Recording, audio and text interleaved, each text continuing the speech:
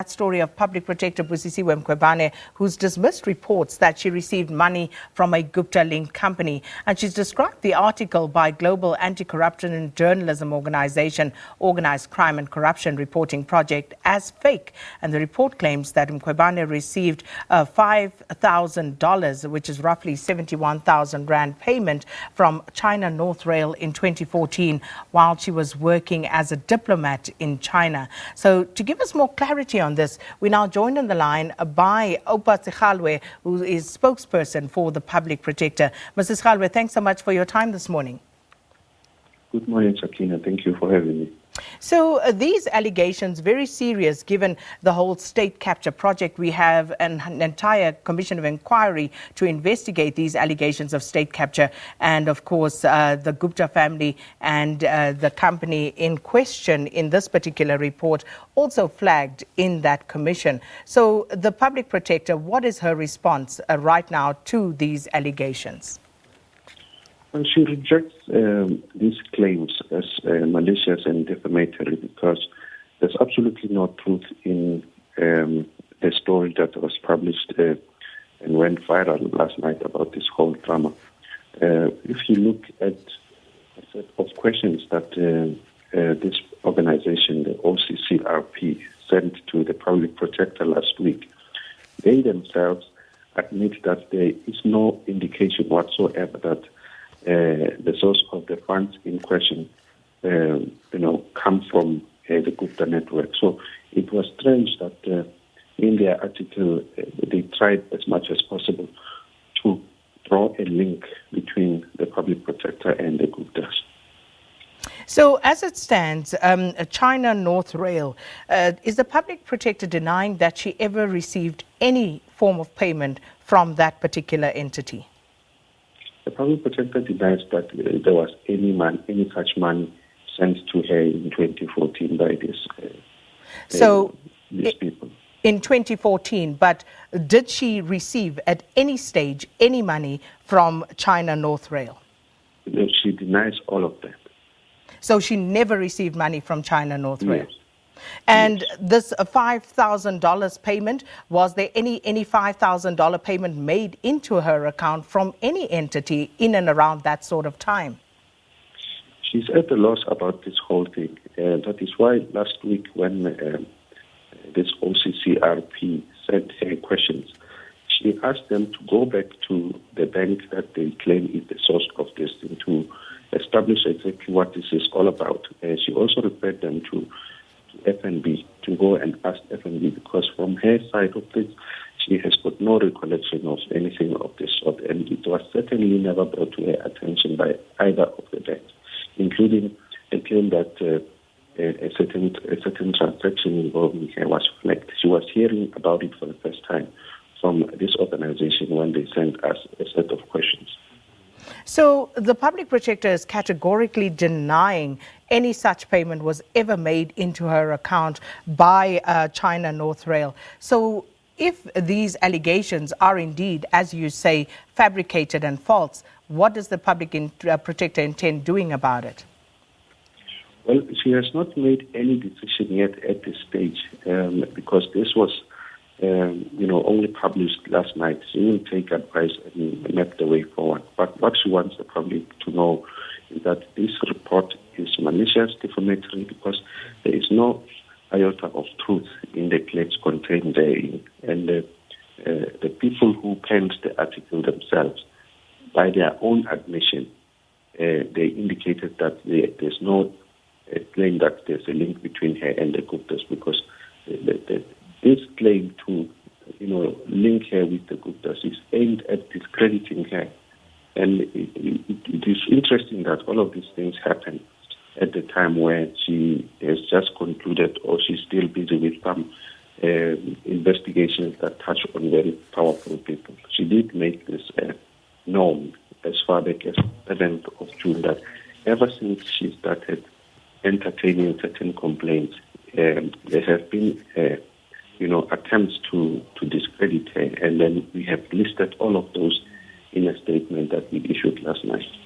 So let's just unpack this orchestrated attempt to attack the image of the public protector. Who do you believe is behind this?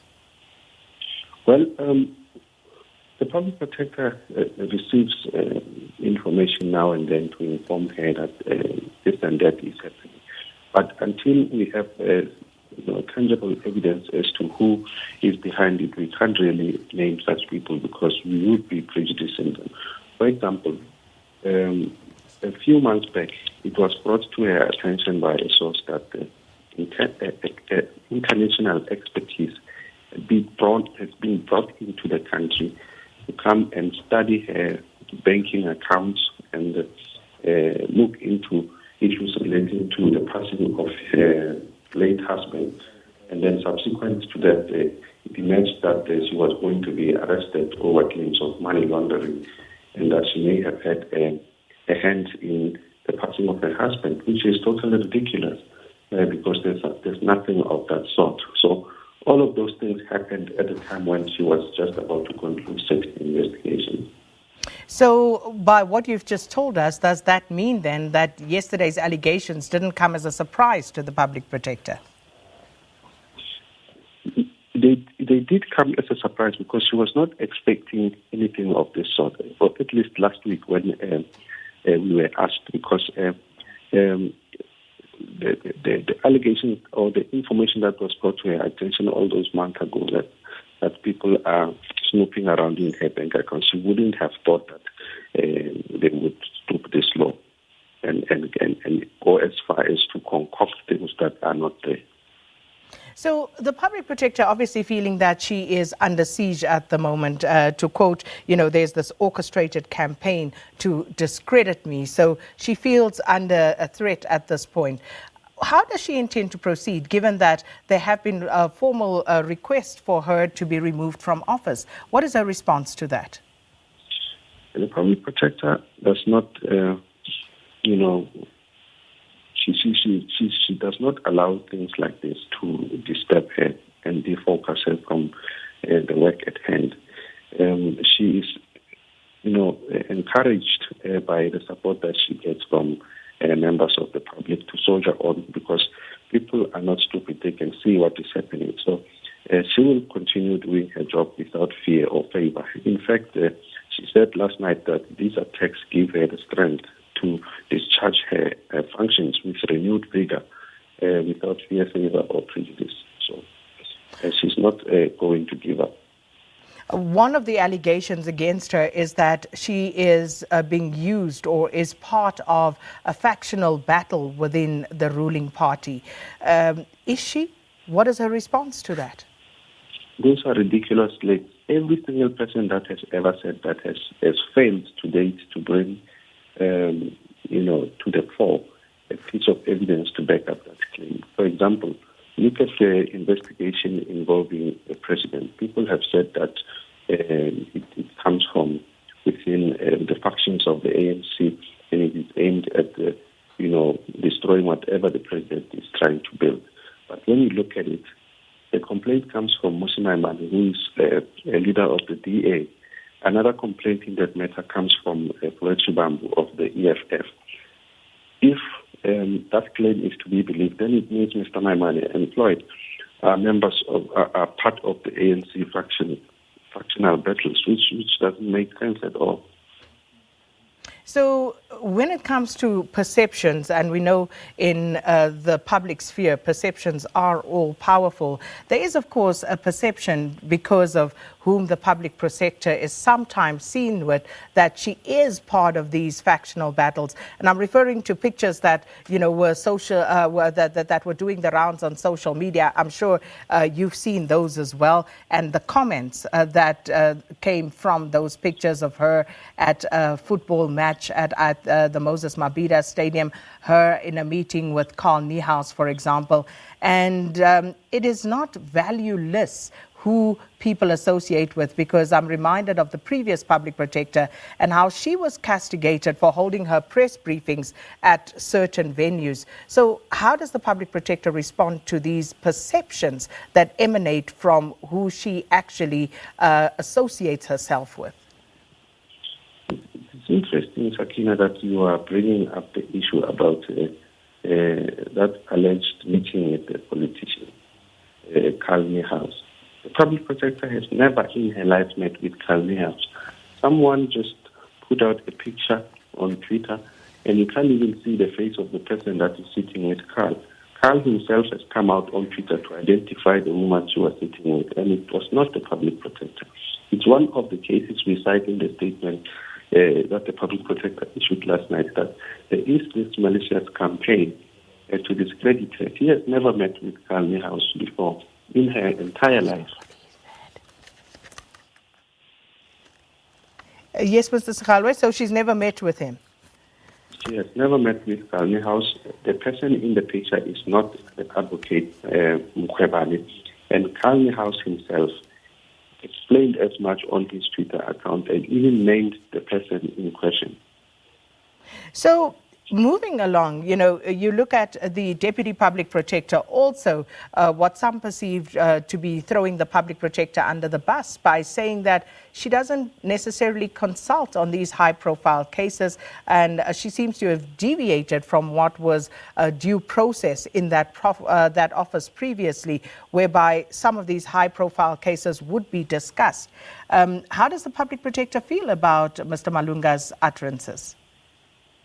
Well, first and foremost, let us explain how the public protector works and how the public protector has always worked. The deputy public protector is allocated or is delegated a portion of the public protector's work. That has always been the case. Now, I will take it back from long before Advocate Mkhwebane came into office. The Deputy Public Protector would be allocated a portion of the work that deals with service delivery matters, for example, and while the Public Protector dealt with conduct failure matters such as corruption, executive ethics, and so forth. And it follows then that the Deputy Public Protector would not be well-versed on investigations that have to do with executive ethics and all of that, because it was not part of his delegated work. That's why, for example, he was not involved in the investigation into Ngandla, even state capture and PRASA and all of those kind of things. So it has always been like that. Even now, he has a portion of work that has been delegated to him. For example, he heads our backlog project where we are trying to finalize more than 100 investigations that are older than 2 years, some of which date back to 2012, for example. He is charged with dealing with file inspection where he checks on progress on each of the cases that have been allocated to our 167 investigators. He also spearheads a training program for our investigators on public procurement law. So with this kind of responsibility, it follows then that he would not be familiar with some of the cases that are happening which are under the public protector. And the public protector does not work alone. He has a team of investigators working with her, very senior, some of whom have been with the institution from inception. So I think people are getting carried away by those comments without understanding exactly how the institution works. In any event, the Deputy Public Protector also participates at leadership structures within the organization where decisions are taken on both core and support matters. Well, Mr. Segalwe, thank you so much for speaking to us this morning here on Morning Live. And that was Oupa Segalwe, spokesperson for Public Protector Advocate Busisiwe Mkhwebane, categorically denying that any payment was made to the Public Protector by China North Rail. And those some of the allegations, of course, that have been leveled against her. Let's take a break. On the other